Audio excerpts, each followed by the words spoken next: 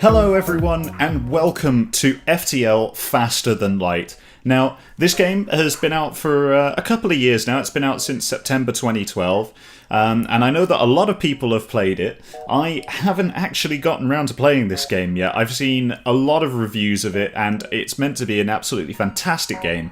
So I thought, why not? Let's give it a go, see how we get on. And for the purposes of the channel, I'm going to be trying to record these in bite-sized chunks. So you should get about a 10-minute video. We're going to try and do a full run-through of the game and see how we get on. Obviously, it probably won't be a full run-through because I know how difficult this game is to finish, and I don't foresee myself actually managing to get all the way through to the end. So let's give it a go and see how we get on, and then hopefully this should be fairly good. So, new game. Now, we start with the default ship. For those of you who haven't picked up this game before or who haven't played this game before, this is the standard default ship. You do get a list and you get to unlock other ships later in the game. But for now, because we're right at the very beginning, I don't have access to any of those, so we're going to have to unlock them together, you and me. So, we start with our basic crew. We've got 3 people here, so we've got Karis, Elizabeth and Brian. Who seem like very good crew members. They seem like the kind of chaps who we want on the crew of the Kestrel.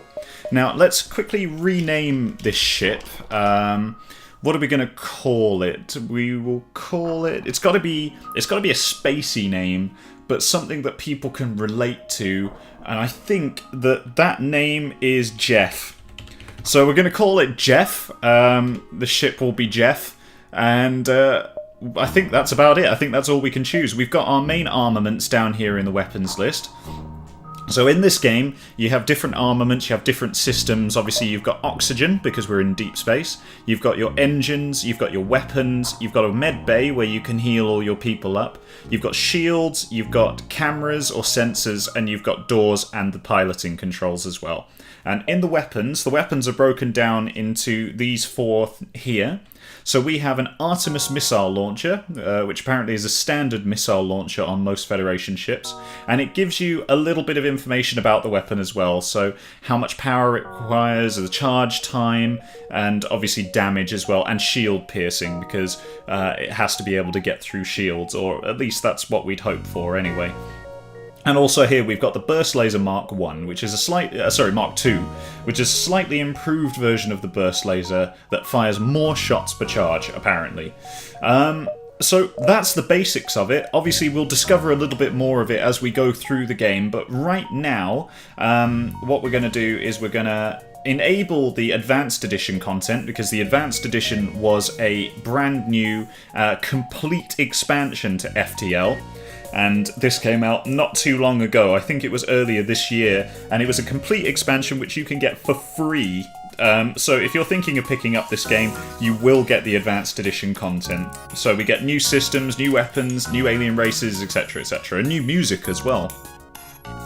So, for the purposes of the first run-through, I think we're going to go for easy mode, just because I know how difficult this game is. And then afterwards, once we got a bit of a feel for it, we'll move to normal, and then... Well, I hesitate to say hard because I think that it might be a little bit too difficult for us, but let's give it a go, we'll see how we do. So, start with easy, and here we go.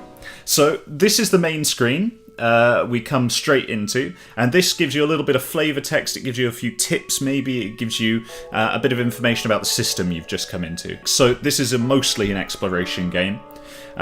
Get to the exit before the pursuing rebel fleet can catch up. Now that's very important. There's going to be a fleet pursuing us throughout this game, and we have to try and stay one step ahead of them whilst we're still trying to continue through the game. So here we are, we've got our crew, we've got Karis over here on the engines, we've got Elizabeth at the helm, and we've got good old Brian on the weapons. Now, the first thing we're going to do, and this was new to the Advanced Edition, is we're going to save our current crew positions, like that. So what that's done now is when we move one of our people into another room, for example, like this, if we click this button here, which says return crew to save positions, I can't talk today, I'm very sorry about this, then it returns them back to where you saved their positions as. Now, the other thing I should mention about this game is that down here you've got all of your systems. So you've got systems and you've got subsystems, which are the systems that we talked about at the beginning. And here is our power meter. So what we're going to do is we're going to power up the weapons so that we've got both our Artemis and our burst laser online. Now, the Artemis fires missiles, which are up here, and obviously that means we get a certain amount of uses before we have to buy more. We also have drones, but I won't talk about that until we actually get drones, and we have fuel, which allows us to jump between sections. So, without further ado, let's jump to our first location. So, we can either jump here or here. I think we're going to go here and try and work our way across as swiftly as we can. So here, debris from a forgotten battle still orbits the gas giant in this system. Some of it might still be useful. So basically what we've done is we've actually got off to a cracking start. We've jumped to somewhere and it's given us fuel, it's given us a drone, and it's given us 24 scrap, which is currency in this game. So the more scrap you have, the more you can buy. So, let's jump to somewhere else. Now, the exit is over here. Sorry I didn't mention that before. So, the idea is to get to here before the rebel fleet catches up with you. And I think because we haven't actually seen them appear yet, I think we could jump to here and then try and go across the middle section. So, let's go down to here and see what's up. A small platform orbits near this beacon. It looks like a fueling station of some sort, and it's cheerily broadcasting reasonable prices in a spectrum of frequencies and languages. So do we want to dock or do we want to ignore? Well, it's cheery, and I don't know anyone bad who's cheery, right? So let's dock. The platform seems to be malfunctioning and could ignite at any moment. I think we're going to carry on if that's the case. I don't want to get blown up right at the beginning. You pull away from the station. After a short time, a few silent explosions cause the depressurized tanks to implode. Phew! So, we really could have screwed up there right at the very beginning of the game. That wouldn't have been great. So I'm glad we pulled out of that one. Now, here is the rebel fleet pursuing us. So do we go down here and then work our way across here? So we'd have to go to there, and then back. Or do we play it safe and go this way? I think we should go this way, so I'm going to jump to here. And we're going to try to go as many places as we can. You spot a small rebel ship nearby. It seems to have been refitted for transport rather than for combat. It does not seem to want to engage you and your ship. So we have the choice of demanding the surrender of their goods or avoiding it entirely. So this is where you get to choose how you play this game. Now, because we haven't seen any combat yet, I'm quite keen for us to be able to do that. So I think that we should engage it. I think we should do that. You prepare to secure the cargo by force. Okay, so here we go. So we've paused the game, and this is live combat now. So what we're going to do is we are powering up our weapons. You can see here that the ship here has different things the same as ours. So we've got the cockpit, we've got weapons, drones, etc, etc. And we can't see inside because at the moment you get power-ups. Sorry, I should mention this. You get power-ups for where you position your people. So if you have someone on the weapons who's good with weapons, for example, then you'll notice that by it being manned, you automatically get a 10% faster charge, but also if they're proficient, you get more. So the same works for all the other systems in here, and I honestly can't remember where I was going with that. So what we've got to try and do is get through their shields. It doesn't seem like they've got too much firepower, so this might be relatively straightforward. I'm going to fire our burst laser and hopefully pierce their shields. And I'm going to try and attack their weapons so they can't shoot at us. Yes, so we've gone through their shields. We've done substantial damage to their weapon system, which means they now can't fire. So now I'm going to aim for their shields. So now their shields are down, and I think you're starting to get an idea of how this works. Now, you're probably seeing doors opening. That's because there are people on board this ship, and they will be trying to repair it. You'll notice that their shields aren't staying down for long. Oh. That was close. And they are now coming back online. But they're nearly dead, so... Oh no! Oh no, they jumped away! Ah, so another thing that we should have done is probably attack their cockpit. But, oh well, I digress. I'm sorry about that, guys. That was absolutely awful. I'm still trying to learn how to properly play this game. So let's jump to here. Okay, scans reveal a large asteroid field nearby. Short-range scanners may discover useful materials while we wait for FTL to recharge.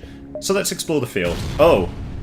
The asteroid field proved more dangerous than expected. Some asteroids managed to get through your ship's defences. Oh. So we've taken a bit of damage to the hull, and we're also on fire. But at least now I can show you this little thing here. So if we open these doors out into space, then you'll notice that these rooms start to turn pink, and that's because... Oh, the cockpit's on fire. That's because these rooms are now out of oxygen, and so you can quell... I'm going to take this guy out of here. You can actually quell fire and get rid of it by releasing the oxygen. So if we get rid of all of that, then eventually these fires should go out, and then we can continue on our way. I'm sorry about that, Elizabeth. I didn't mean to get you set on fire. So, how did that start? Okay, there we go. So now we can close all the doors and wait for repressurization. And there we are. So, let's send Elizabeth back in here. We've got to repair our... got to repair the cockpit now. Get it back online. We'll close the doors.